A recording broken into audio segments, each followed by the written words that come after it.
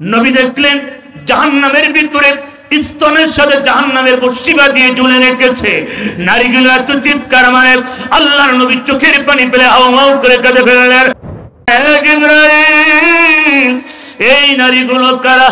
জিবরাইল বললেন, ইয়া রাসূলুল্লাহ, ইয়া হাবিবাল্লাহ, দুনিয়াতে আপনার ওই সমস্ত উম্মতিরা যারা বুকে কাপড় দিত না, বুক উঁচু করে সমাজে চলেছে, পর্দা মেনটেন করে নাই, ওড়না ব্যবহার করে নাই, এরকম নারী সমাজে আছে কিনা?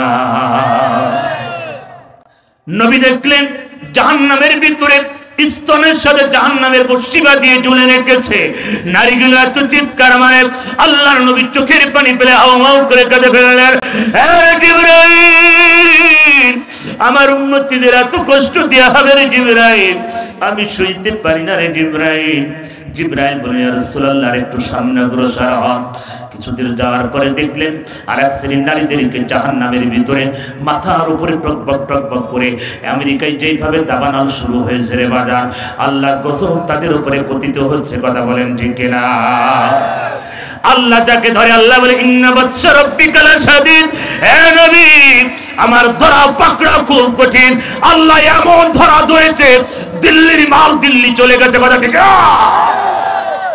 আমার ভাইয়েরা, আল্লাহর নবী দেখলেন নারীদের মাথার উপরে টকবক করে আগুনের কুণ্ড ফুটতেছে। আল্লাহর নবী বললেন, জিবরাইল, এই নারীগুলো কারা রে জিবরাইল? আমি দৃশ্য দেখে সইতে পারি না রে জিবরাইল, এই নারীগুলো কারা? জিবরাইল বলেন, ইয়া রাসূলুল্লাহ, ইয়া হাবিবাল্লাহ, দুনিয়াতে ওই সমস্ত নারীরা যারা মাথায় কাপড় দিত না, অল ক্লিয়ার শ্যাম্পু মেরে পাল্লা থেকে চুলকে কালারিং করে ছোটখাটো করে মোটরসাইকেলের পেছনে বাবার স্বামীর পেছনে উঠে বাজার ঘাটে ঘুরত পুরুষকে আকর্ষণ করার জন্য। জিবরাইল বলেন, ইয়া রাসূলুল্লাহ, ইয়া হাবিবাল্লাহ, দুনিয়াতে ওই সমস্ত নারীরা বাজান সময় কম, এই জন্য লম্বা ঘটনা আর সামনে যেতে পারছি না রে বাজান। আল্লাহ রাব্বুল আলামিন আমাদেরকে সবাইকে সহিহ বুঝদান করুন।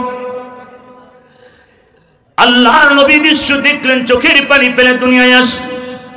নবী আমার আসার পরে নারী সমাজকে ডেকে বলেন, ও নারী সমাজেরা, আমি জাহান্নাম জান্নাত ভ্রমণ করেছি, জাহান্নামের ভিতরে নারীর সংখ্যা বেশি দেখলাম। নারীরা প্রশ্ন করলেন, ওগো নবী, আল্লাহর পয়গম্বর, আপনি বলুন তো জান্নাতে যাওয়ার উপায়টা কি? জান্নাতে যাব কোন কায়দায়? আল্লাহ পাক আমাদেরকে ভালোবাসবেন কোন কাজ করলে? নবী বলেন, 5 ওয়াক্ত নামাজ তোমরা পড়বে, পর্দা তোমরা মেনটেন করবে, স্বামীর জায়েজ কথাগুলো শুনবে, রমজান মাসে রোজা রাখবে, আর নবী বলেন আল্লাহর পথে বেশি বেশি তোমরা দান করবে, কারণ দানের বিনিময়ে জান্নাতের পথ প্রসার হয়। জোরে বলুন সুবহানাল্লাহ।